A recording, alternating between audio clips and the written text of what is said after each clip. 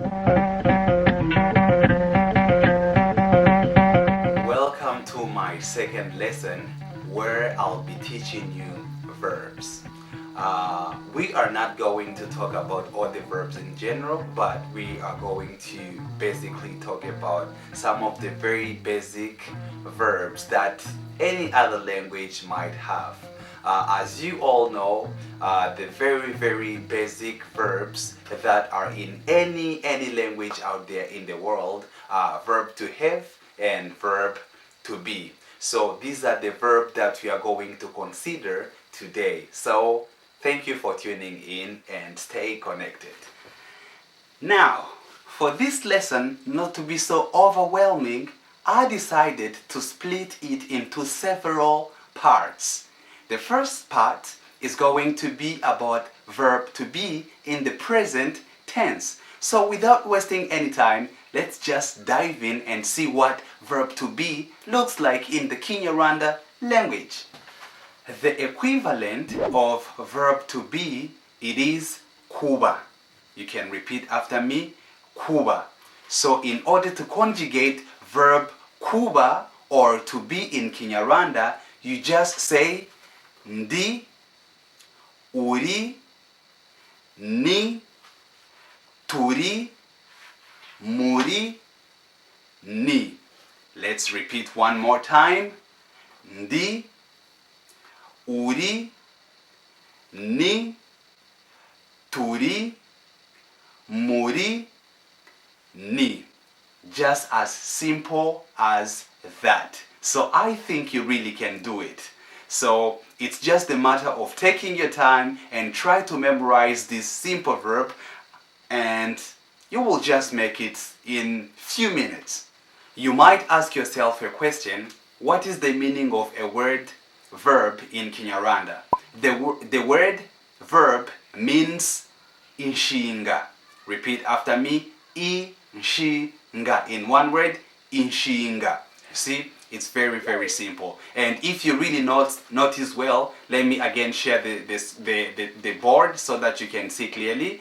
You can see in our verb in Kinyarwanda, verb to be conjugated in present tense, there is a personal pronoun and a verb itself. You can see personal pronoun and verb itself. The structure is just the same like English structure. So it's very simple. Whenever you see a verb conjugated in this way, you have immediately to know that this is verb to be in Kinyarwanda. Now, let me show you a parallel which is there between the English verb to be in present tense and the Kinyarwanda inshinga kuba, which means verb to be. As you can see on your screen, the Kinyarwanda ndi means I am in English. And the Kinyarwanda uri means you are. Then ni means he or she is. We are would mean turi. You are becomes muri. They are becomes ni. If you were attentive, you might have noticed that it is was left out. That is a special case, and I will make a special video for that. Now it's time for practice. Let me see if you really understood verb to be very well. Let me give you a word. Let's say, for example, a girl. So I want you to make this sentence in Kinyarwanda. She is a girl. Think about the answer, pause the video, and I'll be right back.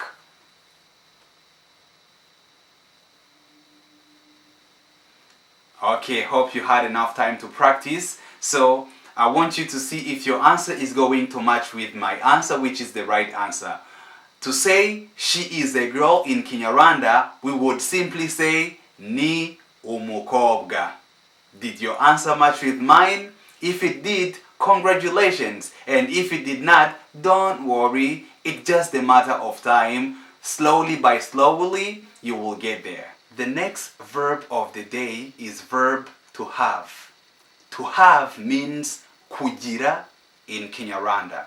So let's see how it is conjugated in the present tense. Mfite, ufite, afite, dufite, mufite, bafite. Let's repeat over again. Mfite, ufite, afite, dufite, mufite, bafite.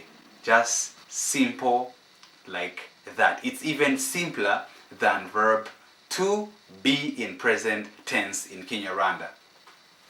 I don't know if you noticed, but there is a slight change in between verb kugira, which means to have, and verb kuba, which means to be, and that change was in personal pronouns.